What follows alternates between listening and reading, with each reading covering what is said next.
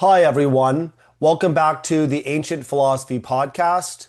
I'm Doug Campbell, Assistant Professor in the Department of Philosophy at Alma College, and also host of the Ancient Philosophy Podcast, which is the podcast that explores ancient philosophy in Greece, India, China, the ancient Near East, and beyond. And in today's episode, we're talking about why Plato thinks you should exercise. Now, in the Timaeus, Plato argued that exercise was the most important and effective way to prevent the deterioration of our body due to disease. There are two major reasons for this, and both of those reasons reflect Plato's criticisms of his contemporaries and predecessors who relied on more than just exercise, such as recommending drugs to promote health. Now, there is absolutely no Greek thinker, as far as I know, who relied exclusively on, say, drugs to promote health. Offerings to gods and lifestyle changes such as exercising and fasting featured prominently in ancient Greek medicine, both in Plato's lifetime and before.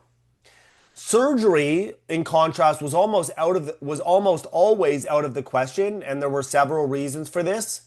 There were dangers posed by bacterial infections, and there was a general lack of knowledge of internal anatomy. Both of those things heavily complicate surgery as an option. And this lack of internal anatomical knowledge was due in large part to a taboo against human dissection, and there were similar taboos against cutting into the skin at all. Breaching the skin was also the subject of a taboo. So that also would make surgeries not really a prominent option. Now, when Plato defends exercise as especially capable of promoting health, he thinks of himself as objecting to those doctors who incorporated drugs into a treatment plan for patients at all.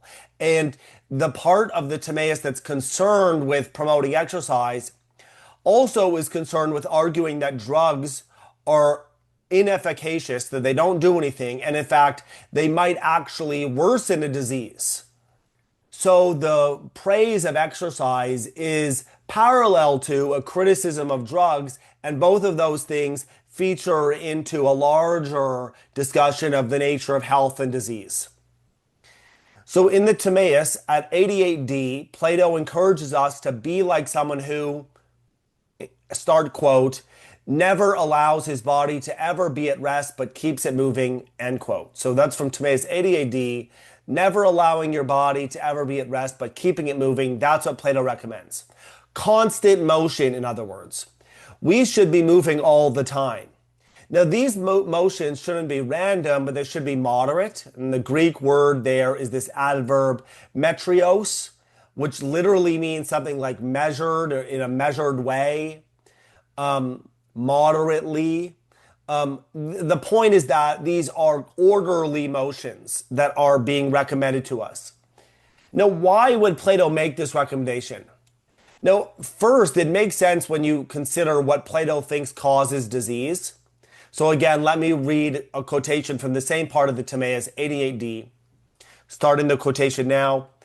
For since the body is heated and cooled internally by things that enter it, and since it is dried and moistened in turn by things outside of it, and since it experiences the changes that follow both of those motions, whenever someone delivers his body to these motions when it is in a state of rest, it is overpowered and destroyed, end quote. In other words, the environment causes things to go in and out of the body. These things cause our body to undergo transformations, such as being dried and moistened. These transformations give rise to further transformations, which can cause our body to be diseased when these transformations take place in a body that is at rest. Again, these transformations give rise to further transformations, and these transformations can cause our body to be diseased when they happen to take place in a body that's at rest. So we need exercise to ensure that our body is protected against disease-causing transformations. You can think about it like this if this is a bit too complicated. When we're idle and resting, there's a greater chance of our body becoming diseased due to environmental influences. We're able to resist these influences more effectively when we're moving. Now, when we begin to dive deeper into why Plato would think any of this is true, we begin to get into a second reason for preferring exercise. Namely, that the motions we generate by ourselves are better than any other kind of motion. In fact, he says this very explicitly at 89a, starting the quotation now. Motion that is caused by something else is worse, end quote. So the motions that we generate by ourselves are better than any other kind of motion. The point is that when we use our own body to generate motion, when we engage in self-motion, in other words, we produce the best kind of motion. This is motion that is not dependent on anything else for its own cause. Now, this is important to Plato because he thinks that this motion resembles the rational motions that govern the whole cosmos. The cosmos itself, Plato thinks, moves itself, and it does so rationally. At a general level, you can think of Plato saying that the motions that characterize the cosmos's motions are rational and orderly. If you have a hard time imagining the cosmos moving, you can think of the way that we today know that the universe is expanding. That expansion is a kind of motion. Now, Plato doesn't know that the universe is expanding. He thinks it's moving circularly in a perfectly orderly fashion. That circular motion is orderly and rational. And just as the universe moves itself, we too can move ourselves. The resemblance between the universe's motion and our self-motion makes our self-motion the best kind of motion that we could undergo. The universe's motion is, in a way, a template or an outline or a model to which we can look and to which we can aspire. The universe moves itself, and we too can move ourselves. So we have two reasons for preferring exercise.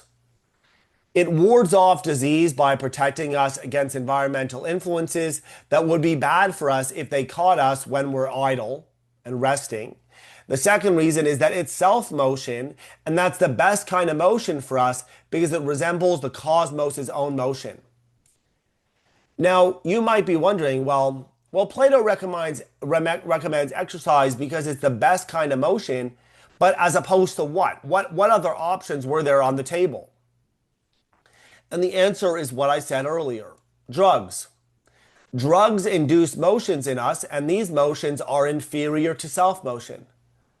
Now, Plato has many reasons for distrusting the use of drugs. Many of these reasons deserve their own episodes, and I'm sure we'll cover them in further episodes. But Plato does not think that drugs can plausibly be thought of as doing anything good.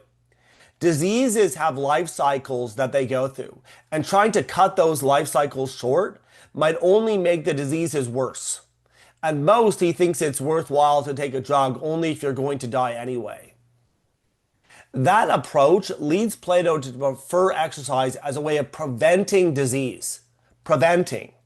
Plato never recommends a cure for diseases because he thinks that when you're sick, your best bet is to wait it out. Exercise prevents sickness, it doesn't cure disease. Because disease is something that when it emerges has to go through all the stages of life that disease goes through. But even apart from his distrust of drugs as capable of promoting health, he believes that the motions produced by drugs are inferior to self-motion and therefore inferior to motions of exercise. Drugs work by inducing motions or changes in us that then induce other changes and so on. In theory, they should be able to induce motions that protect against the environment's motions. But in practice, their motions are so bad that they're ineffective. What we need is the best kind of motion, which is self-motion. That's the motion that the universe undergoes and we can imitate by exercising. We need to move our bodies. We don't need other things to move our bodies. That's not self-motion. This is why Plato thinks we should exercise. The motions that we induce in ourselves through exercise imitate the cosmos' motions and protect against motions that come from the environment. And those motions from the environment also move us. They also transform us, but their transformations lead to other transformations that in turn lead to disease. And we need to protect against that. We need to find some way of canceling out those transformations. Hence the value of exercise, and hence the view that Plato develops in the Timaeus. As I said earlier, one of the things we'll have to cover in a future episode is about why Plato distrusts drugs and why he thinks that they don't do anything good. I mean, we already covered it a little bit that diseases have life cycles that they go through. So drugs just can't possibly intervene in the life of a disease and cut it short. But there's a lot more to say about this discussion and about the radical reinventing of the theory of medicine and the theory of health and disease that Plato is trying to pull off here in the Timaeus. But I think this suffices for our current look at why Plato thought we should exercise. If you're interested in following along this discussion and other discussions, you can subscribe on YouTube, or you can find the podcast on any platforms on which you find podcasts, such as Apple Podcast and Spotify. There's also a Substack you can follow, platosfishtrap.substack.com. And I have a book available for purchase, An Introduction to the Ethics of Social Media, which is available wherever you buy books, such as Amazon. And it's also available through the publisher, which is Hackett. I've been Doug Campbell, and this has been the Ancient Philosophy Podcast. Thank you very much.